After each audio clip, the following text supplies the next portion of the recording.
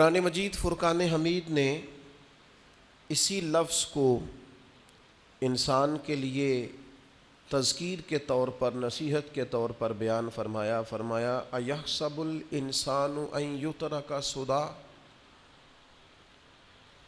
کیا انسان یہ گمان کرتا ہے کہ اسے بھی یوں ہی چھوڑ دیا جائے گا؟ کوئی زندگی میں اس سے پوچھنے والا نہیں ہوگا، اپنی مرضی سے کھائے گا، مرضی سے پیے گا، مرضی سے سوئے گا، مرضی سے جاگے گا، مرضی سے حقوق ادا کر۔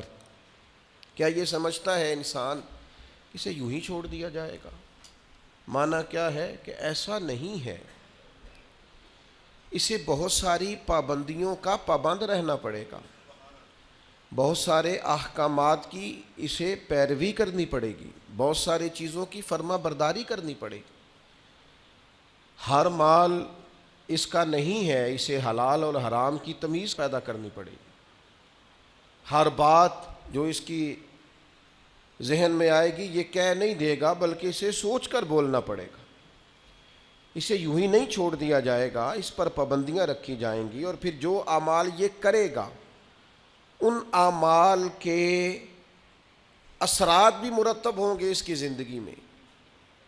نیکی کرے گا تو اس کا حسن پائے گا، زندگی میں سکون آئے گا، اطمینان آئے گا۔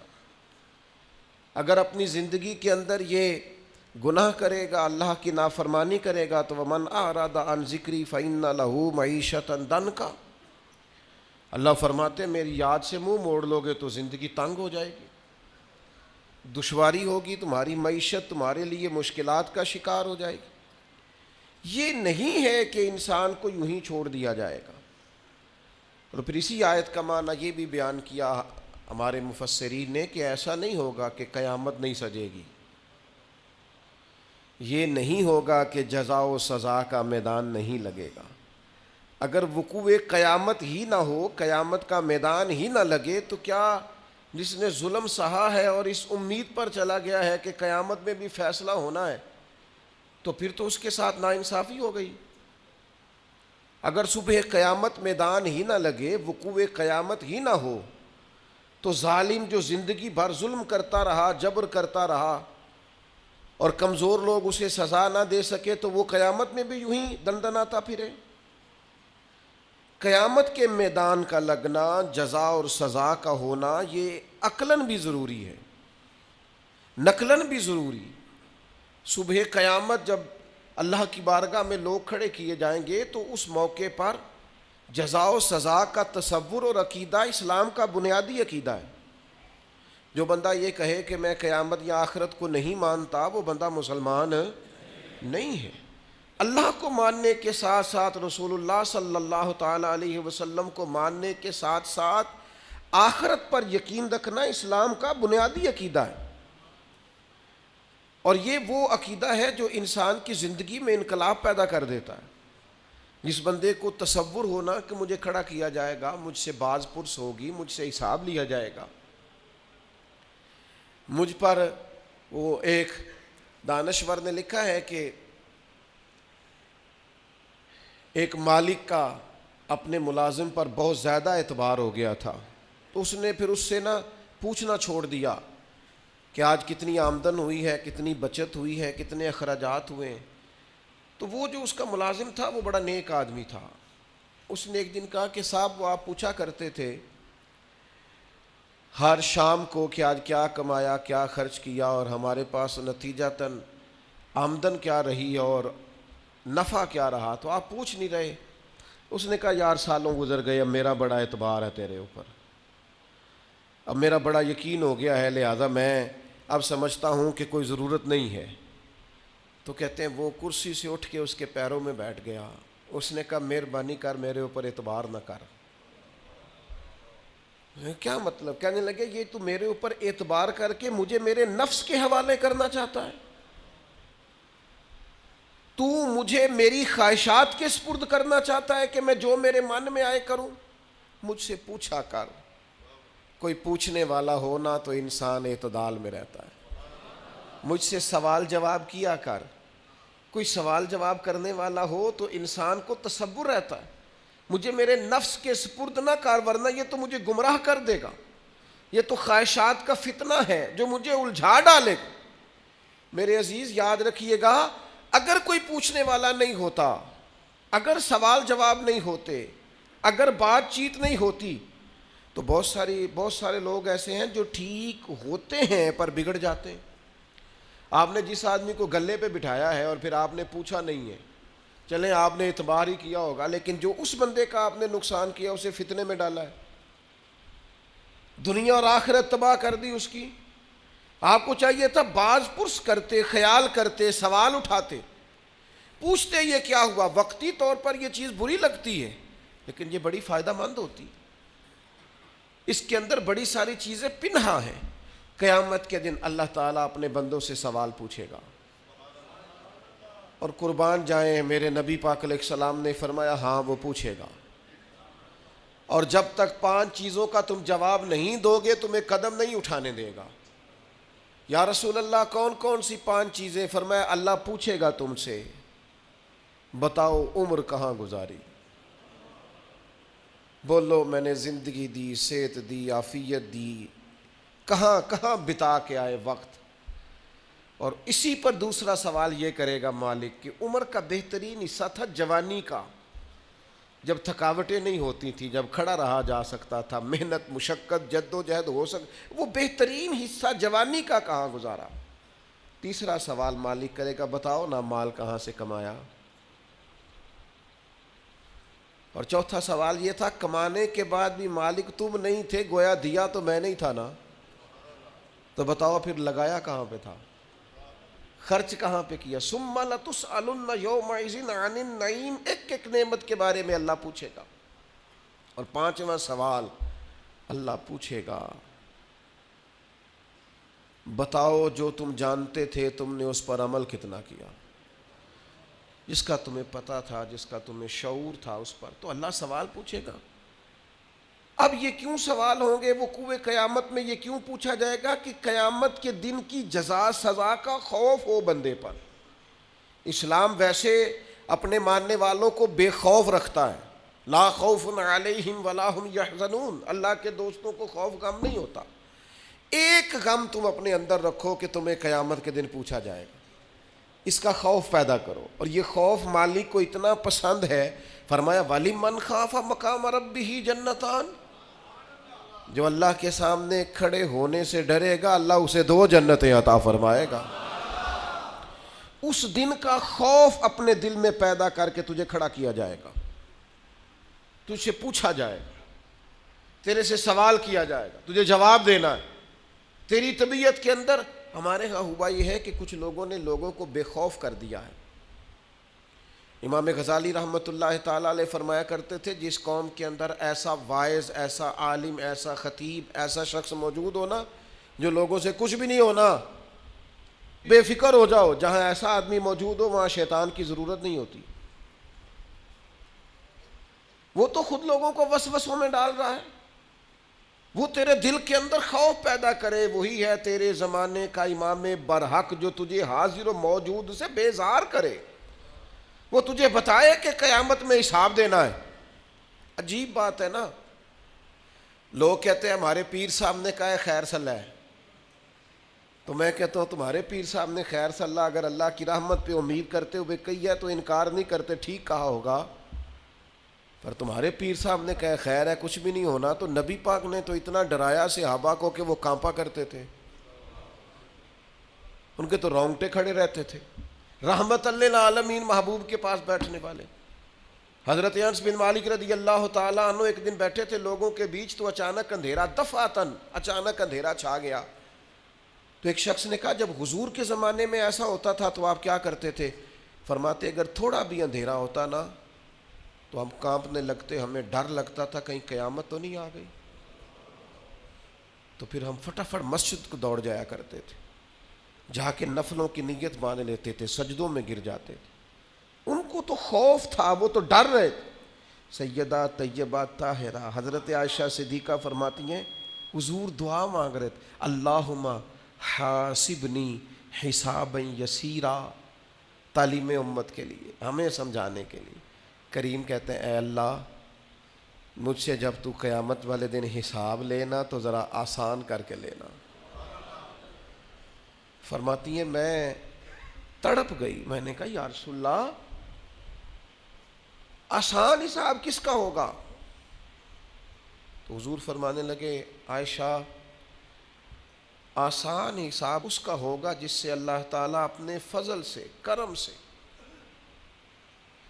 اپنے کرم سے اللہ نظر فرمائے اور کہے جا تیرے لیے جنت ہے۔ ورنہ فرمایا جس سے اس نے پوچھ لیا نا، جس سے مناقشہ ہوا، جس سے بات ہوئی، جس سے سوال ہوا، جس سے کھڑا کیا گیا، اس کے لیے بڑا مشکل ہے۔ میں کسی کی بات نہیں کرتا، میں ذاتی طور پر خود سمجھتا ہوں کہ حساب دینا بڑا ہی مشکل کام ہے، بڑا۔ کبھی 2-4 ہزار ابا جی دیتے تھے اور کہتے تھے 2-4 چیزیں گھر کی سودے کی لے آؤ، اور وہ جب بعد میں حساب پوچھتے تھے دیا نہیں جاتا تھا۔ کتنے کے پیاز لائے ہو؟ ابا جی وہ 200 روپے کے۔ تو نے بحث کیوں نہیں کی؟ حساب مشکل ہو جاتا تھا۔ کبھی کبھی پوچھ لیتے تھے نا حساب استاد صاحب کہ آؤ نا آج ٹیسٹ دینا ہے جو تم نے پڑھا ہے، رات نیند کوئی نہیں آتی تھی، سویرے ٹیسٹ ہے، بچوں کو کھانا نہیں گزرتا، سویرے امتحان ہے، پرچہ ہے، جس دن صبح نتیجہ نکلنا ہوتا ہے کیا ہو جائے گا، کھا جائے گا کوئی فیل ہو گئے تو دنیا چھوڑنی پڑے گی۔ مسلوں پہ بیٹھے ہیں نوجوان، کچھ بھی نہیں، مڈل کا، matric, F A, B A, M A کا امتحان ہے، کچھ بھی نہیں، تسبیحاں پڑھ رہی ہیں بیٹیاں۔ او خدا کے بندو، دنیا کے چھوٹے چھوٹے حساب سے ڈرتے ہو، اس وقت سے کیوں نہیں ڈرتے جب وہ مالک کھڑا کر کے کہے گا بتا نا میں نے دی تھی نا صحت تجھے، جوانی میں نے دی تھی نا، تیرے ساتھ کتنے لوگ اور بھی تھے، ان پڑھ تھے، عزتیں، شہرتیں، علم، دولتیں میں نے تجھے دی تھی نا۔ کتنے لوگ تھے تیرے ساتھ، پیدا ہوئے تھے، بیمار تھے، کمزور تھے، معذور تھے، صحت تو تجھے میں نے دی تھی نا، آنا میری نعمتوں کا حساب دے۔ میرے عزیز، قیامت کے دن جس سے حساب پوچھا گیا، مناقشہ کیا گیا، حضور فرماتے ہیں وہ قابو آ گیا۔ ہم بھی قیامت کا ذکر کرتے ہیں، ہم بھی کہتے ہیں قیامت کو لے لیں گے، قیامت کو دے دیں گے، لیکن اس کے بعد جو اثر مرتب ہونا ہوتا ہے نا، اثر، ترمذی میں حدیث ہے 2 صحابہ کے درمیان نزاع پیدا ہو گیا زمین کے وراثت کے ایک مسئلے پر، دونوں کے پاس گواہ موجود نہیں تھے، ایک کہتا تھا پلاٹ میرا ہے، مجھے ملا ہے وراثت میں، دوسرا کہتا تھا میرا ہے۔ اگرچہ اللہ تعالیٰ نے محبوب پاک علیہ السلام کو غیب کے خزانوں کی کنجیاں دی ہیں، پر ہمیں سمجھانے کے لیے نبی کریم علیہ السلام ان سے فرمانے لگے ہو سکتا ہے آج تم میں سے کوئی زیادہ تیز بولے، زیادہ بات بنانی اسے آتی ہو، زیادہ سلیقے سے قائل کرنا آتا ہو، اور آج زیادہ اچھے طریقے سے وکالت کر کے وہ اپنے حصے میں فیصلہ لے جائے کسی سے، لیکن یاد رکھنا آج تو تیزی دکھا کے، چلاکی کر کے اپنے حصے میں فیصلے کرا لو گے، قیامت میں ایسا نہیں ہوگا۔ قیامت کے دن تمہیں جواب دینا ہے۔ آج ہو سکتا ہے تم تیزی دکھاؤ، چلاکی دکھاؤ، کسی کو بنا لو، بات سنا لو، کوئی بھولا آدمی تمہارے کا شریف آدمی ہو، پیار کرنے والا ہو، تمہارے پیچھے چل نکلے، تم دال، قیامت میں کیا کرو گے؟ تو ہمارے بیچ بھی یہ باتیں ہوتی ہیں، پر معاذ اللہ ہم کہتے ہیں دیکھی جائے گی۔ ان دونوں کو رسول کریم نے جب فرمایا نا کہ آج تو تم فیصلہ کرا لو گے، قیامت میں کیا کرو گے؟ تو ایک کہنے لگا یا رسول اللہ میرا گزارا ہوتا ہے، اسی کو دے دیں آپ، حضور میرا کام چلتا ہے۔ تو وہ دوسرے کہنے لگے نہیں، آپ مہربانی فرمائیں، آپ نا انہی کو دے دیں، یہ نا میرا، وہ حضرت عمر کا زمانہ تھا نا، تو ایک شخص نے زمین بیچی تو دوسرے نے خرید لی، تو وہ جس نے خریدی وہ ہل چلانے لگا، تو ہل چلاتے چلاتے اندر سے خزانہ نکل آیا، تو وہ لے کے اس شخص کے پاس چلا گیا، کہنے لگا میں نے نا زمین خریدی تھی، خزانے نہیں خریدے تھے، لہذا رکھ لے اپنا خزانہ۔ تو وہ کہنے لگا میرے بھائی تو کو زیادہ نیک نہیں، میں نے جب بیچی تھی تو زمین بھی بیچی تھی اور جو کچھ اندر تھا سارا ہی بیچ دیا تھا، لہذا تیرا ہی ہے، میں نہیں قیامت میں حساب۔ وہ کہتا ہے تیرا ہے، یہ کہتا ہے آج کل کیا ہوتا ہے، نہیں نہیں میرا ہے، ابا جی سے پوچھ لو، چاچا جی سے پوچھ لو، میں پہلے بار گیا تھا، کام پہلے میں نے شروع کیا تھا، فلانے سے پوچھ کے دیکھو، محنت ساری میری ہے، تیرا ہے بھائی تیرا ہے، مجھے نہیں چاہیے، لے جا لے جا، قربان جائیں۔ یہ دنیا میں وہ روشن ستارے ہیں جن میں نور محمد عربی نے عطا فرمایا صلی اللہ تعالی علیہ، لے جا بھائی تیرا ہے۔ اب وہ فیصلہ حضرت ابی بن کعب کے پاس گیا، فیصلہ انہوں نے بڑا انوکھا کیا، وہ کہنے لگے جی میں نے دیکھے جی میں نے زمین خریدی تھی، اندر خزانہ تو نہیں نہ خریدا تھا، اسے کہے رکھے اپنا خزانہ، تو وہ کہنے لگا جی میں نے بیچ دی تو خزانہ بھی اسی کا ہے۔ انہوں نے فیصلہ کیا، دونوں سے پوچھنے لگے آپ کی اولاد ہے؟ ایک نے کہا میرا بیٹا ہے، دوسرے نے کہا میری بیٹی ہے، فرمایا دونوں کا نکاح کر کے خزانہ دونوں کو دے دو، ان کے حوالے کر دو بچوں کے، تم دونوں۔ جب وقوع قیامت کا خیال ہوتا ہے نا، اللہ کی بارگاہ میں حاضر ہونا ہے، جب صبح قیامت کا تصور، اور ساری رات یہ سوچ آتی ہے کہ صبح مال کیسے زیادہ کرنا ہے اور کیسے جمع کرنا ہے، اور اللہ فرماتا ہے کہ گن گن کے رکھتے ہو رات کو، وَيْلٌ لِّكُلِّ هُمَزَةٍ لُمَزَةٍ الَّذِي جَمَعَ مَالًا وَعَدَّدَهُ، رات گن گن کے رکھتا ہے، 1000 والے علیحدہ، 500 والے، 5000 والے علیحدہ علیحدہ، اللہ کہتا ہے گن گن کے رکھتا ہے، تو جمع کر کر کے رکھتا ہے، پتہ ہے مالک کو۔ اور میرے بھائی جس طرح تو یہ سوچتا ہے صبح پیسے زیادہ کرنے، یہ کیوں نہیں سوچتا قیامت میں حساب بھی دینا ہے، اللہ کی بارگاہ میں حاضر بھی ہونا ہے۔ حضرت عبد الرحمن ابن عوف صحابہ میں سب سے امیر آدمی تھے، اور اتنی خوبصورت اور اتنی ان کی صاف ستھری دولت تھی کہ ان کے پیچھے نبی پاک نے نماز ادا فرمائی ہے، لیکن جب آخری عمر مبارک تھی نا تو پیسہ بڑا تھا، حضرت عائشہ صدیقہ کے دروازے کے باہر آ کے بیٹھ جاتے تھے، کہتے تھے اماں جی حضرت امیر حمزہ تو مجھ سے افضل تھے، لیکن جب دنیا سے گئے تھے تو کفن کا کپڑا بھی کوئی نہیں تھا، میں تو فاروق اعظم کو اپنے سے اعلیٰ جانتا ہوں، پر وہ شخص تو ساری زندگی پھٹے ہوئے کرتے میں وقت گزار کے چلا گیا۔ علی ابن ابی طالب حضور کے بھائی تھے، ساری زندگی پھٹی تہمت انہوں نے پہنی، پیوند لگے ہوئے، جگہ جگہ پہ پیوند لگے، تہمت پہنی، اور میرے پاس اتنے پیسے ہیں۔ اور پھر جب زیادہ رونے کو دل کرتا تو حضرت عبد الرحمن ابن عوف کہتے سیدہ پاک کے دروازے کے باہر بیٹھے، امیر آدمی، اور کہتے کہ اماں جی نبی پاک کے گھر میں مہینہ مہینہ چولہا نہیں جلا، اور میرا اتنا مال اتنا پیسہ کیسے حساب دوں گا؟ تو پھر جناب حضرت عائشہ صدیقہ ان سے کہتی عبد الرحمن اٹھ، اللہ کی راہ میں خیرات کر کے آ، مجھے امید ہے اللہ تیرے اوپر آسانی فرمائے گا۔ صبح قیامت کا ڈر، اللہ کا خوف، اس کی بارگاہ کے اندر حاضری کا تھوڑا سا کئی دنوں کے بعد کھانا حضرت ابو الحسن کے باغ میں جا کے کھایا۔ حضرت عمر کہتے ہیں، یہ مسلم شریف میں ہے، فرماتے ہیں کئی دنوں کی بھوک تھی، میں گیا تھا ابو بکر کے گھر کھانا کھاؤں گا تو انہوں نے بھی کئی دنوں سے نہیں کھایا تھا، ہم دونوں حضور کی بارگاہ میں حاضر ہو گئے۔ نبی کریم نے فرمایا بھوک لگ رہی ہے تمہیں؟ میں ہاں، فرمایا میں نے بھی 4 دن سے روٹی کوئی نہیں کھائی، چلو ابو الحسن انصاری کے گھر چلتے ہیں۔ فرماتے ہیں انہوں نے نا بکری ذبح کی، نبی پاک علیہ السلام نے تھوڑا سا کھانا کھایا، اور کھانا کھا کے حضور گہری سوچ میں چلے گئے، تو عرض کی یا رسول اللہ صلی اللہ تعالی علیہ وسلم کیا ہوا؟ تو حضور فرمانے لگے سوچ رہا ہوں یہ کھایا ہے اس کا حساب بھی تو دینا ہے نا۔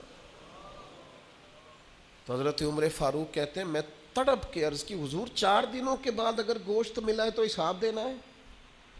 تو حضور نے فرمایا عمر صرف وہ کپڑا جو تمہارا بدن چھپائے، وہ چھت جو تمہارا سر چھپائے، اور وہ کھانا جو تمہاری کمر سیدھی رکھے، اس کے علاوہ اللہ تم سے سوال پوچھے گا، تم نے جواب دینا ہے۔ ہتھی بکی مٹی پاؤندے، ہاتھ نہیں ہلاؤندے ڈر دے،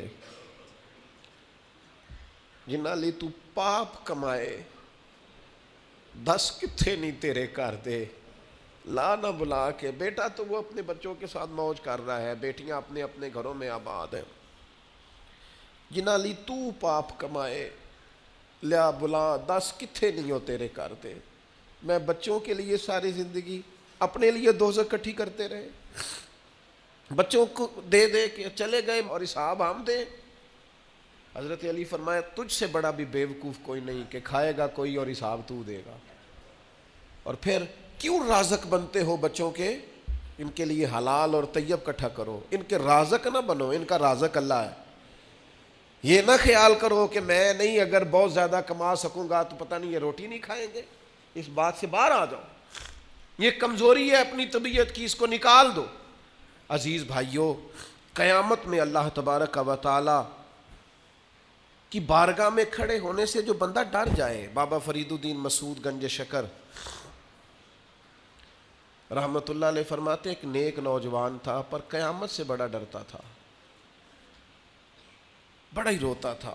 वो कहता था कि हिसाब नहीं दिया जाता। और फिर चूंकि एक उम्र गुजार के उसने तौबा की थी, तो पिछले गुनाह याद कर कर के वो रोया करता था, याद माजी अजाब है यार, अब छीन ले मुझसे हाफ़ज़ा मेरा। वो रोता था, बीमार हो गया, आखिरी वक्त आया तो उसने अपनी अम्मा को बुलाया। बाबा साहब फरमाते उसने वसीयत की, कहा अम्मा मेरी 3 बातें, मैं मर जाऊं तो 3 का ख्याल रखना। का कौन सी? कहा किसी को तो न बताना, लेकिन जब मेरा इंतकाल हो जाए ना तो मेरे गले में रस्सी डालना और ज़रा मुझे खींचना सेन में। और माँ, बताना लोगों को कि जो रब की नाफरमानी में ज़िंदगी गुजारे उसका यही असर करना चाहिए। और फिर इस तरह करना, जब मेरा जनाजा उठे तो रात को उठाना, क्योंकि बड़े लोग मेरी आदतों करतूतों से वाकिफ़ हैं। मैं नहीं चाहता कि जनाजे पे भी कोई गवाही दे दे कि वो फलाना जा रहा है। रात को जनाजा चुप करके मुझे दफन कर देना। और तीसरा, थोड़ी देर जब लोग आ जाएं तो अम्मा मेरी कब्र पे रहना, मुझे उम्मीद है माँ की बरकत से अल्लाह ताला मेरे ऊपर आसानी फरमाएगा, थोड़ी देर रहना। खातून रोई पर बेटे ने वादा ले लिया। बाबा साहब ने लिखा है कि जब उसका इंतकाल हुआ तो बीबी अभी रस्सा ले ही रही थी, दरवाजे पे किसी दरवेश ने दस्तक दी। उसने कहा ना करना, रात ख्वाबें आई हैं। और आने वालों ने आके कहा है उससे कहना उसके बारे में कुछ ऐसा न करे, रब की रहमत पर उम्मीद है, अल्लाह बगैर हिसाब जन्नत अता फरमाएगा। ये रब का मकबूल बंदा है। अल्लाह के कई बंदों को रात ये नज़ारा हुआ है। ये खौफ अगर पैदा हो जाए क़यामत का कि अल्लाह के हुजूर हाजिर होना है, ये अगर तसव्वुर जागुज़ी हो जाए, आप कहेंगे इस तरह करना दुरुस्त है, तो बुखारी में हदीस है, नबी करीम अलैहिस्सलाम ने फरमाया, अल्लाह के एक बंदे ने ना वसीयत कर दी थी। एक बंदे ने वसीयत की थी अपने बच्चों से। उसने कहा था यार मैं बड़ा गुनाहगार हूँ, क़यामत के दिन मैं सामना नहीं कर सकता। इस तरह करना, जब मैं मर जाऊँ ना मुझे जला देना। ये बुखारी में हदीस है। और जला के मेरी खाक उड़ा देना, मैं जल जाऊँगा पर मैं हिसाब पता सारा है सरदार नू कीतियां दा। मन नानम के मन दानम, सारी ज़िंदगी गुजर गई लोगों का हिसाब करते, फलाना इस तरह का है फलाना। और लोगों का तो तुझे सिर्फ शक है, अपना तो पाक है। पक्की बात छुपाता है। कुछ लोग कहते हैं जी ओ मैं जी हमेशा सच बोलता हूँ। अपने बारे में बोलना सच, हिम्मत करना, जुर्रत का मुजाहरा कर, अपने बारे में सच बोल। बता कहाँ कहाँ करतूत किए, कहाँ कहाँ जबर किए, कहाँ कहाँ जुल्म किए, कहाँ कहाँ ना। दूसरों के बारे में सच बोलता है, ये किसने इजाजत दी? अपने बारे में सच बोल, अपने बारे में बता, अपना अपना हिसाब कर। हज़रत इब्राहीम इब्ने अदम रहमतुल्लाह ताला अलैह मुरीदों के साथ गुजर रहे थे, तो ऊपर से किसी बंदे ने खाक डाली, तो मुरीद दौड़ पड़े, कहने लगे हम इन्हें पकड़ेंगे। तो हज़रत साहब फरमाने लगे कुछ ना कहना। हुजूर क्यों? फरमाने लगे मैं कोई शय भी नहीं, और अगर तुम मुझसे मेरे अमल पूछो तो इसने खाक डाली है, मैं इस काबिल हूं मुझ पर आग डाली जाए। और ये आजिज़ी के लिए नहीं कहा उन्होंने, ان کا حال یہاں تو چھوٹے چھوٹے لوگ میری طرح کے بن کے بیٹھ گئے، یہ انداز، یہ آنا، یہ جانا، یہ نصیحتیں کرنا، یہ کرو فر، یہ ترے، یہ کیا بات ہے، سوچتے ہی نہیں تھوڑی دیر کے لیے بھی۔ حضور فرماتے اس نے وصیت کی کہ مجھے جلا دینا، میری خاک بہا دینا، مجھے ڈر آتا ہے، میں نہیں مالک کا سامنا کر سکتا۔ اللہ کے حبیب فرماتے ہیں اس کے بچوں نے یوں ہی کیا، جلا دیا۔ یا رسول اللہ پھر کیا ہوا؟ فرمایا قیامت کے دن اللہ تعالیٰ زمین کے ذروں کو حکم دے گا، وہ اس کے وجود کو اکٹھا کریں گے۔ وہ جس نے پہلے اسے بنایا تھا وہ دوبارہ بنائے گا، سامنے کھڑا کرے گا، فرمائے گا یہ تو نے کیا وصیت کی؟ اگرچہ یہ وصیت آج کرنا جائز نہیں، آج جائز نہیں، لیکن حضور نصیحت کے لیے بیان کرتے ہیں۔ فرمایا اس نے وصیت کی، اللہ تبارک و تعالیٰ اس سے پوچھے گا یہ تو نے کیوں کی؟ حالانکہ اللہ جانتا ہے، تو عرض کرے گا مالک میں ڈر گیا تھا، میں تو دنیا میں حساب نہیں دے سکتا تھا، قیامت میں کیسے دیتا؟ اللہ فرشتوں سے فرمائے گا یہ سچ کہتا ہے، اس نے واقعہ یہ ڈر کر بات کی تھی، گواہ ہو جاؤ میں نے اس کے سارے گناہ معاف فرما دیے۔ اپنی طبیعت میں خوف خدا پیدا کریں۔ حضرت عمر کہا کرتے تھے اپنا حساب کر لو اس سے پہلے کہ اللہ تمہارا حساب کرے۔ میں آپ کو ذمہ داری سے، تجربے سے، جتنا مجھے قرآن و حدیث آتا ہے پڑھ کے بتاتا ہوں، جو جرم آپ نے کیے، میں نے کیے، ان کا حساب ہم نے دینا ہے، ہماری اولاد نے۔ بچوں کو پتہ ہے کہ ابا نے حلال کمایا کہ حرام کمایا، ان بیچاروں کو کیا پتہ؟ یہ ہماری ذمہ داریاں ہیں۔ صبح قیامت جو عروج پائے، جو کمالات پائے، وہ کس ڈگر پہ پائے، وہ ہم نے حساب دینا ہے۔ آنکھیں بند کر کے زندگی نہ گزارو، اب تو آنکھیں کھلنے کا ٹائم آیا ہے۔ جاگتی آنکھوں سے اپنا محاسبہ کرو۔ لوگوں پر تبصرہ کرتے وقت ہم بھول جاتے ہیں کہ ہمارے اپنے حالات کتنے خطرناک ہیں۔ ساری زندگی دنیا میں سیٹ ہونے کی کوشش کرتے رہے، سیٹ ہو جاؤں، سیٹ ہو جاؤں۔ پتہ ہے بندہ سیٹ کب ہوتا ہے؟ جب قبر میں اتارتے ہیں نا اسے، منہ کعبے کی طرف کرتے ہیں، اس کے گلے میں وہ جو سینہ بند ہوتا ہے اسے کھولتے ہیں، تو اوپر کھڑا ایک بندہ کہتا ہے تھوڑا سا منہ اور کرو کعبے کی طرف، تو وہ تھوڑا سا منہ اور کرتا ہے، تو پھر ایک آواز آتی ہے اب سیٹ ہو گیا ہے، اب سیٹ ہو گیا۔ یہاں جا کے سیٹ ہونا ہے، اس سے پہلے سیٹ ہونے والا کوئی معاملہ یہ ہے تمہارا سیٹ ہونا۔ خدا کے بندو آؤ، ساری زندگی دوسروں سے باتیں کی، دو باتیں اپنے آپ سے نہ کریں، اپنا حساب نہ کریں، اپنے معاملات کا جائزہ نہ لیں۔ اقبال کہنے لگے ڈھونڈتا پھرتا ہوا اقبال اپنے آپ کو، اپنے آپ کو، آپ ہی گویا مسافر، آپ ہی منزل ہوں میں۔ یہ جو خود احتسابی ہے، سیلف ٹرائل، خود احتسابی، اس پر تھوڑا کام نہ کریں۔ اقبال دوسرے مقام پہ کہتے ہیں اپنے من میں ڈوب کر پا جا سراغ زندگی، تو اگر میرا نہیں بنتا نہ بن، اپنا تو بن۔ اپنی غلطیاں نہ ٹٹولیں، اپنے ساتھ گفتگو نہ کریں۔ جو اللہ کی بارگاہ میں کھڑے ہونے سے ڈرے گا، اللہ تعالیٰ اسے 2 جنتیں عطا کرے گا۔ شرط یہ ہے کہ ڈرے اللہ سے، ڈرے بول کے بتائیے، ڈرے کس سے ڈرنا ہے؟ حضرت عمر کے زمانے میں نا ایک نوجوان تھا، نیک تھا، مسجد جایا کرتا تھا رات کو۔ تو مسجد جا رہا تھا تو رستے میں ایک عورت نے دعوت گناہ دی، ابن عساکر نے اس کو لکھا ہے۔ تو نوجوان تھا، خواہشات تھی، کچھ طبیعت مائل ہو گئی۔ ابھی ادھر جا ہی رہا تھا کہ کسی نے آیت پڑھ دی والی من خاف مقام ربہ جنتان، جو رب کے سامنے کھڑے ہونے سے ڈرے گا اللہ 2 جنتیں دے گا۔ واقعی ڈر گیا، وہ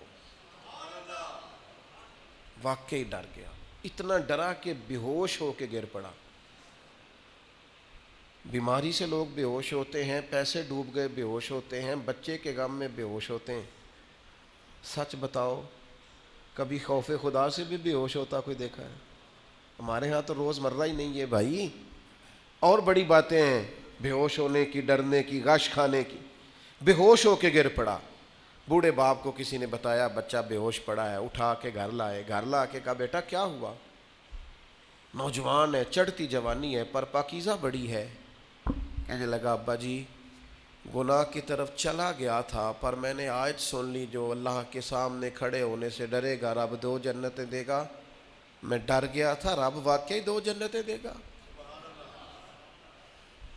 باپ رو پڑے، ابا جی کی آنکھوں میں آنسو آئے اور کہا پتر اللہ بڑا مہربان ہے، اس کے وعدے سچے ہیں، واقعی 2 جنتیں دے گا۔ اس نے پھر ایک چیخ ماری اور اس طرح کی ماری کہ اس کی روح ہی پرواز کر گئی،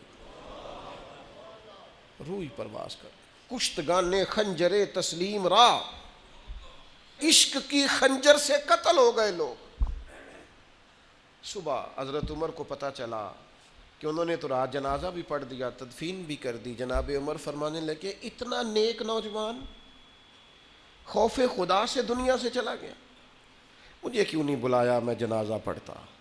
فاروق اعظم فرما رہے ہیں میرا شوق تھا میں اس کا جنازہ پڑھتا۔ کہا حضور آپ کو تکلیف نہیں دی؟ فرمایا بتاؤ قبر کہاں ہے؟ تے کامل پیر انہاں دے باہو قبر جنہ دی جیوے۔ حضرت فاروق اعظم قبر پہ تشریف لے گئے اور کھڑے ہو کے فرمانے لگے نوجوان مجھے امید ہے میرے رب نے تجھے 2 جنتیں دی ہوں گی۔ ابن عساکر کھول کے دیکھو تاریخ بغداد نے کیا لکھا ہے۔ حضرت سیدنا فاروق نے فرمایا امید ہے 2 جنتیں دی ہوں گی، قبر کے اندر سے بولا کامل پیرونا دے باہو قبر جنا دی جیوے۔ قبر کے اندر سے بولا، کہنے لگا حضور امید والی بات نہیں، رب کے وعدے سچے ہیں، اس نے واقعی مجھے 2 جنتیں عطا فرمائی، 2 جنتیں دی ہیں، میں نے اپنے مالک کو راضی پایا۔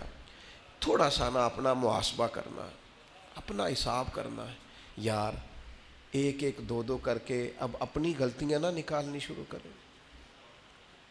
وقت نا تیز ہو گیا ہے۔ میں کبھی اپنوں کو یاد کرتا ہوں تو سوچتا ہوں کتنے سارے چلے گئے، کتنے،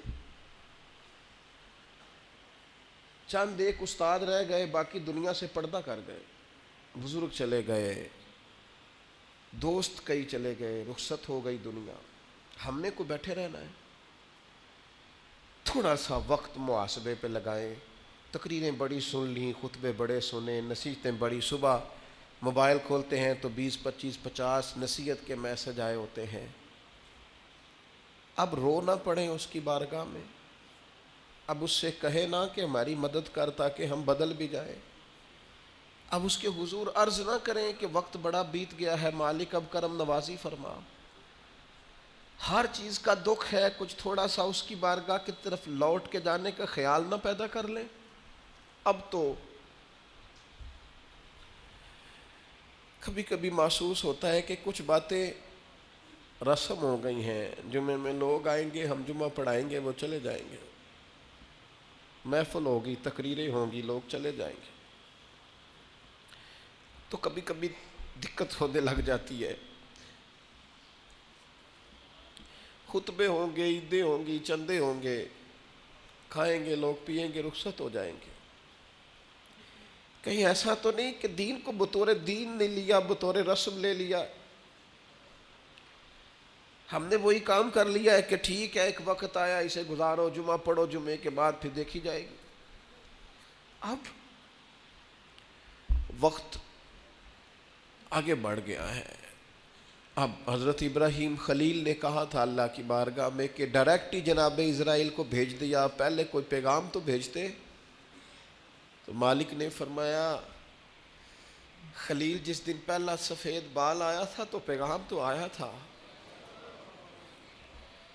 جس دن زمین سے اٹھتے ہوئے پہلی دفعہ وجود میں کہیں درد محسوس ہوا تھا تو پیغام تو آیا تھا، اور جس دن تندرست جسم نے بیماری میں رات گزاری تھی تو پیغام تو آیا تھا۔ پیغام تو آ رہے بھائی، صبح شام پیغام آ رہے۔ اور حضرت داؤد طائی فرمایا کرتے تھے جس دن تو کندھوں پہ دادی اور دادے کے جنازے اٹھا کے لے گیا تھا تجھے یاد نہیں تھا کہ کبھی ان کندھوں پہ تجھے بھی اٹھایا جائے گا۔ نانی، نانا، چاچو، ماموں، ماں، باپ، جب یہ تو جنازے اٹھا کے لے جا رہا تھا تو تجھے ہوش نہیں تھی کہ باری تیری بھی آئے گی، تو نے بھی جانا ہے۔ تو نے بھی وہاں حاضریاں دینی ہے. کبھی قبرستانوں میں کھڑے ہو کے دیکھا کرو, رش لگتا ہے. قبیلوں کے قبیلے لیٹے ہیں, خاندانوں کے خاندان لیٹے. واپس آئے سنگیو, اب اس کی بارگاہ کی طرف رجوع کریں. اب توبہ کا وقت ہے, استغفار پڑھیں. شب قدر آ رہی ہے, اسے منا لیں, اس کے حضور حاضر ہوں, اس سے معافی لے لیں. حضرت بہلول دنا قبرستان میں کھڑے ہو کے ہنس رہے تھے, تو ایک شخص نے کہا بابا تو بڑا دیوانہ ہے, جب مرضی ہنسنے لگتا ہے, اب کیوں ہنس رہا ہے؟ اور قبرستان میں کھڑے ہو کے ہنس رہا ہے. تو فرمانے لگے یار ہنس اس لیے رہا ہوں کہ دنیا میں رب مانتا تھا, یہ قبروں والے نہیں مانتے تھے. اب یہ سارے مانتے ہیں, وہ نہیں مانتا. وہ کہتا دی نہیں تھی تمہیں مہلت, دی نہیں تھی تمہیں صحت, وقت تھا نہیں تمہارے پاس. اب یہ مانتے ہیں, اب وہ مانتا, ابھی وہ مانتا ہے.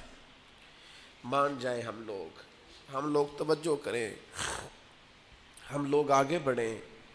ہمارا مزاج اس طرح کا اگر بن جائے نا کہ ہم نے اللہ سے صلح کرنی ہے, تو میرے عزیز وہ تو مہربان ہی بڑا ہے. حضور فرماتے ہیں لمبی چوڑی بات کوئی نہیں, اتنا آسان سو جتنا مکھی کا پر نہیں ہوتا. ایک دفعہ تو بہا دے اس کی بارگاہ میں, وہ تو اسی وقت ہی کرم کا فیصلہ کر کے کہے گا جا میں نے تجھے دوزخ سے آزاد کیا. واپس آؤ اپنی اصل کو پہچانیں. آؤ, میں آپ کو ذمہ داری سے کہتا ہوں, رشتہ دار ہوں, دوست ہوں, یار ہوں, کوئی بھی ہو, کسی نہ کسی مقام پر خدا نہ کرے کہیں نہ کہیں ذہنوں میں ہم نے اپنوں سے توقعات وابستہ کی ہوتی ہیں. احساس بھی ہوتا ہے کوئی ناراض نہ ہو جائے, سب کا احساس کرتے ہو, رب رسول کا کیوں نہیں کرتے؟ اس کا بھی تو احساس کرو نا, وہ ناراض نہ ہو جائے. میں رات کو دیکھ رہا تھا, مغرب اور صبح میں دیکھ رہا تھا, فجر کی نماز مسجد فل تھی. میں دیکھتا تھا کہ جو پچھلی صفیں ہیں نا, یہ رمضان میں مغرب اور فجر میں فل ہوتی ہیں. سوچ رہا تھا کہ 2-4 دن کے بعد کہیں یہ صفیں ویران نظر نہ آنے لگ جائیں, یہ سوال نہ کھڑے کریں کہ کدھر گئے نمازی, مسجد مرثیہ خواہ ہیں کہ نمازی نہ رہے, یعنی وہ صاحب اوصاف حجازی نہ رہے, یہ کہیں شکایت نہ کرے ہماری اللہ کی بار. تو آپ سے اپیل کروں گا, جتنے نیک اعمال رمضان میں شروع کیے ہیں انہیں جاری رکھیں عید کے بعد بھی. جتنا قرآن شریف پڑھنا شروع کیا ہے اسے روز پڑھا کریں. جتنے استغفار پڑھ رہے ہیں رمضان میں وہ روز پڑھنی ہے انشاءاللہ. عید والے دن بھی اپنے معاملات میں فرق نہ, تھوڑی سی ایک دفعہ جد و جہد کرنی پڑے گی, ہمت کرنی پڑے گی. چلیں کہہ لیں جبر کر کے آپ کو عید والے دن بھی تلاوت کرنی پڑے تو کریں. تھوڑا سا چند دن اگر آپ اور گزار لیں گے تو انشاءاللہ تعالی معاملات میں بہتری ہوگی.